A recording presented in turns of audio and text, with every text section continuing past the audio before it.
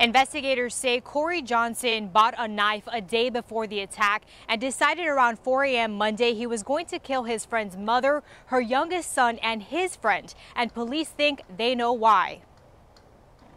The 911 call came in just before 6 Monday morning. She doesn't have any weapons. She said there's a killer outside. I don't know what she's talking about. She's delirious.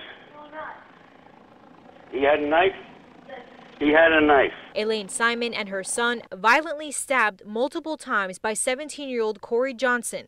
Bleeding and desperately seeking help, they escaped from their home on Sunset Bay Lane in the BallenIsles community. Ms. Simon has stated that she awoke to a commotion upstairs and upon going to check on the boys was met at the stairs by Johnson, who stabbed her multiple times.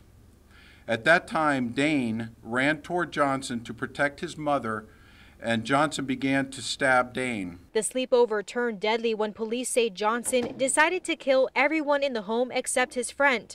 Police say 13-year-old Giovanni Brandt, a guest of Simon's younger son, was viciously attacked and killed. The police report says Johnson confessed to stabbing the boy and cutting his throat because he, quote, made fun of his Muslim faith. Our understanding is that he had converted to Islam and had been watching violent videos online. Police say those videos encouraged death to non-believers, and Johnson had just watched one the day before on a cell phone. He also read the Quran for, quote, courage to carry out his intentions. Police told me Elaine Simon knew Corey Johnson for 10 years. He was no stranger to the family. Simon and her 13-year-old son are still recovering in the hospital. Her oldest son was not harmed. Reporting live in Palm Beach Gardens, Michelle Casada, WPTV News Channel 5. We learned in the news conference that Palm Beach Gardens police knew about, quote, Johnson's violent tendencies from a flyer from the FBI, Jupiter Police, and Palm Beach County School Police. NBC News Justice Department correspondent Pete Williams live in the Washington, D.C. Bureau with insight on that part of the story. And Pete, talk more about his appearance, albeit perhaps limited on law enforcement radar.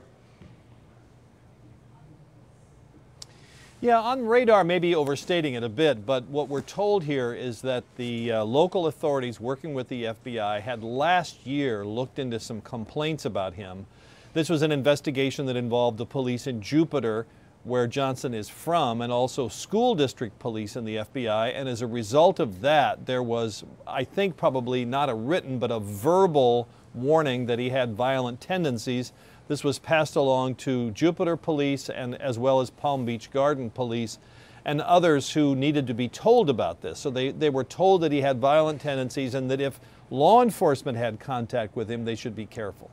Pete, in a case like this, federal terrorism charges likely or highly unlikely? No, I would say they're very unlikely. And just one other thing on what I just said, you know, it's one thing to say that somebody has violent tendencies. That's about all you can do. In terms of trying to stop them or monitor them, that's impossible. He hadn't committed any crimes. But back to your question on charges, the Florida authorities have got murder charges here. There's nothing that the federal authorities could bring that would trump that, so that's one sort of prosecutorial consideration.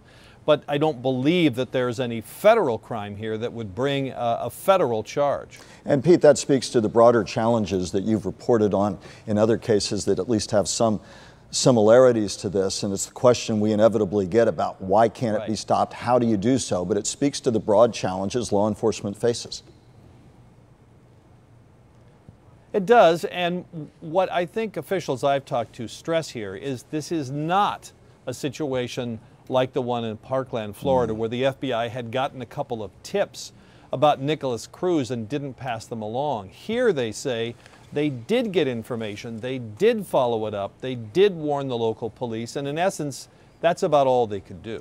Pete, as always, thank you for your perspective. We appreciate it, and we will have continuing coverage of this story throughout the evening. Pete Williams from Washington will bring you new developments on air, online, and on our WPTV mobile app.